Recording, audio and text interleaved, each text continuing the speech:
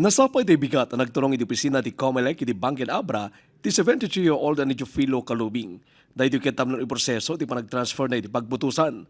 Barangay Agsimaw Tinek ti nakarehistruan na ngayong kahit na iti rehistro iti agdama pagnanaydan na iti nasurok sa nga pula tawenen a Barangay Lingtan, Bangged. Lakaya kon, doon na rin at timag na nga agawid, so nag-transfer at lingtanan, tadama na gini kaanakak dita nga naka-steady. So nga transfer ako, adamang kita kanyak tumot ati agdama.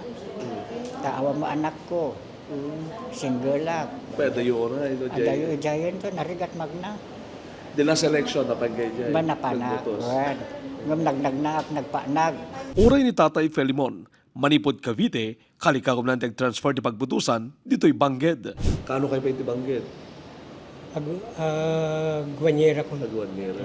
So nga napanunod ko nga may kristro. Dumanon man di ito, pinagbubutusin. Tabaka butos kayo. Okay. Para kanyayo, kasanot kinapatek ti butos. Para kanya ko napatag, di may isang butos. Tano nga pilim di kaya mo. Itangal daw tinekadeng assumption ti voter registration aging ganton Mayo 18 iti may atawen para iti November 2, 2026 Barangay Kansanggunyan Kabataan elections. Karamang kaditi awaten dati aplikasyon na ket dagiti baro a registration, transfer of registration record, reactivation, correction of entries, inclusion or reinstatement of record, can updating iti records.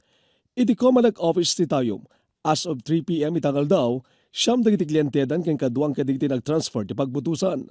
Dagiti mabaling ag-apply para iti detoy continuing registration ket dagiti agtawon iti 15 years old agpangato. 15 years old on the day of election day which is November 2, 2026. Yes. Agpangato.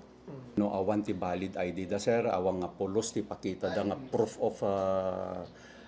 nga giganda ditoy lugar tayo nga kaya da nga pagtransferan mabaling nga execute dayay kabalay na iti affidavit nga ibagana dijay nga detoy nga aplikante na begdan kabalayen at dan i-state na diyan no mano nga years wano bulan nga agigan dijayen nga barangay tapno ti kasta iso ti iatats tayo diya sir. How about barangay certificate?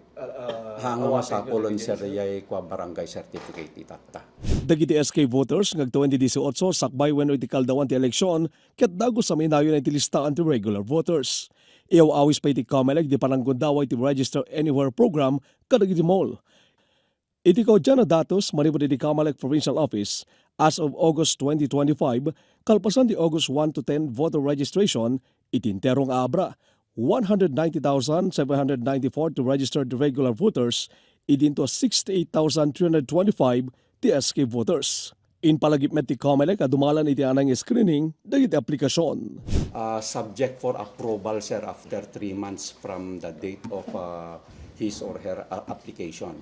Kasi so ti schedule na aming register tatam manipod October 20 aging na December 31 ket maaprobaran to into no January 19, 2026. Isorayete approval na sir.